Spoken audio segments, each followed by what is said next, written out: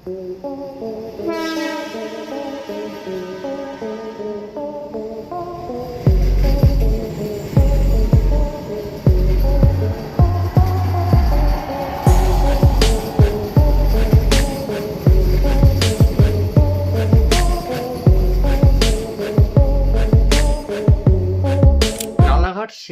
AC লোকালে কিছু stoppage কিন্তু কমছে বা স্টেশনগুলিতে দাঁড়াবে না। আপনিও কি সেখান থেকে ওঠার কথা ভাবছেন?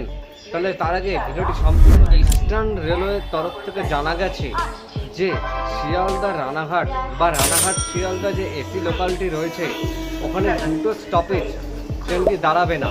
তা কোন সেই দুটো স্টপেজ? তার আগে অবশ্যই ভিডিওটি লাইক করে দিন, আর চ্যানেলে নতুন হয়ে থাকলে অবশ্যই সাবস্ক্রাইব করে পাশের বেল আইকনটি অবশ্যই অন করে দিন।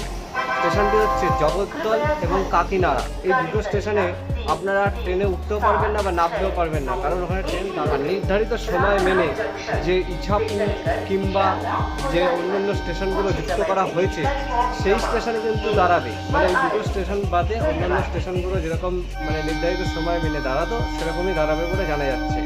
আমরা সকলেই জানি যে শিমুরালী এবং হালিশহর এই ট্রেনগুলো কিন্তু দাঁড়ানোর কথা কিন্তু বলেছিল যে রেল কর্তৃপক্ষ। এখান থেকে যাত্রী হয়তো হচ্ছে, কিন্তু কাকিনাড়া বা জগদ্দল থেকে কিন্তু একদমই যাত্রী কম হচ্ছে, তাই জন্য তার রেলের সেরকম একটা ওখানে লাভ হচ্ছে না। তাই নির্ধারিত সময় মানার জন্যই কিন্তু ওই স্টেশনগুলো তুলে নেওয়া হয়েছে বা যাত্রী খুঁটিয়ে দেখা হচ্ছে। এরপরে যদি এরকম কিছু হয় তাহলে কিন্তু অন্য স্টেশনেও কিন্তু ট্রেন দাঁড়াবে না বলেই জানা যায়। পরবর্তী মূল্যায়ন না হওয়া পর্যন্ত সেই সব স্টেশনে ট্রেনগুলো দাঁড়াবে যে শিমুরালী, হালিশহর এবং ইছাপুর। এই স্টেশনগুলোতে যদি যাত্রী হয় বা যাত্রী যদি না হয়, জানা যায় খুঁটিয়ে দেখবে, তারপর যদি না হয় যাত্রী তাহলে কিন্তু এখান থেকেও কিন্তু স্টপেজ তুলে নেবে। মানে ডাইরেক্ট গ্যালোপিং যেরকম ছিল সেরকমই থাকবে, থ্রু পাস হবে এসব জায়গা থেকে। তাহলে কোথা দিয়ে থ্রু পাস হবে?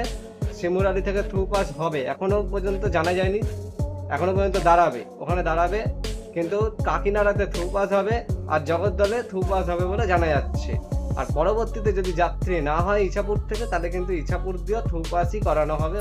পূর্ব রেলের তরফ থেকে জানানো হয়েছে আপনারা যখন বাড়ির থেকে বেরোচ্ছেন বা স্টেশনে আসছেন তখন কিন্তু নির্ধারিত সময় অবশ্যই দেখে নেবেন সেই এসি লোকাল বা যে কোনো লোকালের ক্ষেত্রেই, যে আপনারা যে ট্রেনটা ধরবেন সেই ট্রেনের টাইম টেবিলটা অবশ্যই দেখে নেবেন মোবাইলে অ্যাপের মাধ্যমে, তাহলে কিন্তু আপনাদের সুবিধা হবে। আজকের ভিডিও যদি ভালো লাগে তাহলে অবশ্যই চ্যানেলে নতুন হয়ে থাকলে অবশ্যই সাবস্ক্রাইব করবেন, পাশের বেল আইকনটি অবশ্যই অন করে রাখবেন। তাহলে দেখা হবে আপনাদের সঙ্গে আরও একটি ধামাকাদার ভিডিওর সাথে।